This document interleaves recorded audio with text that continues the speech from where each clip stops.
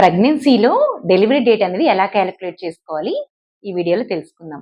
యూజువల్‌గా regular cycles అంటే 28-30 days periods ఉన్న వాళ్ళకి లాస్ట్ పీరియడ్ డేట్ నుంచి 9 మంత్స్ ప్లస్ 7 డేస్‌లో మనకి డెలివరీ డేట్ అనేది ఉంటుంది. అంటే అరౌండ్ 280 డేస్ అన్నమాట డెలివరీ టైం. సమ్‌టైమ్స్ స్కాన్ రిపోర్ట్స్‌లో చూస్తూ ఉంటాను. ఎన్‌టీ స్కాన్‌లో ఒక డెలివరీ డేట్, టిఫా స్కాన్‌లో ఒక డెలివరీ డేట్, గ్రో స్కాన్‌లో ఒక డెలివరీ అలా డెలివరీ డేట్ చేంజ్ చేస్తూ ఉంటారు ఎవ్రీ స్కాన్‌కి.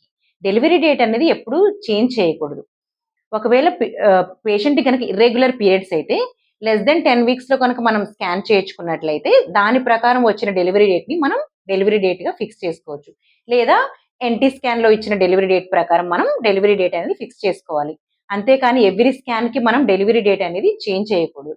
ఇలా డెలివరీ డేట్ చేంజ్ చేయడం వల్ల బేబీ అనేది ఆ వారానికి తగినట్టు అంటే ఆ డెలివరీ డేట్ ప్రకారం బేబీ ఎన్ని వారాలుందో దానికి తగినంత గ్రోత్ ఉందా లేదా మనం తెలుసుకోలేము ఇలా డెలివరీ డేట్ చేంజ్ చేస్తూ ఉంటే. సో, మనం ఎయిదర్ రెగ్యులర్ సైకిల్స్ ఉన్న వాళ్ళకైతే లాస్ట్ పీరియడ్ డేట్ ప్రకారం క్యాలిక్యులేట్ చేయించుకోవచ్చు. లేదా ఇర్రెగ్యులర్ సైకిల్స్ ఉన్న వాళ్ళకి ఎయిదర్ ఎర్లీ ప్రెగ్నెన్సీ స్కాన్ లేదా ఎన్‌టీ స్కాన్‌లో చూసుకొని మనం డెలివరీ డేట్ అనేది క్యాలిక్యులేట్ చేసుకోవాలి. ఒక్కసారి ప్రెగ్నెన్సీలో డెలివరీ డేట్ అనేది ఫిక్స్ చేసిన తర్వాత మనం ఎవ్రీ స్కాన్ మనం డెలివరీ డేట్ చేంజ్ చేయకూడదు. దాని ప్రకారమే మనం బేబీ వెయిట్ ఎలా ఉంది అన్నీ చూసుకోవాలి. అండ్ డెలివరీ కూడా ప్లాన్ చేసుకోవాలి. నేను మీ doctor Divya, consultant fetal medicine, Advaya fetal medicine centre.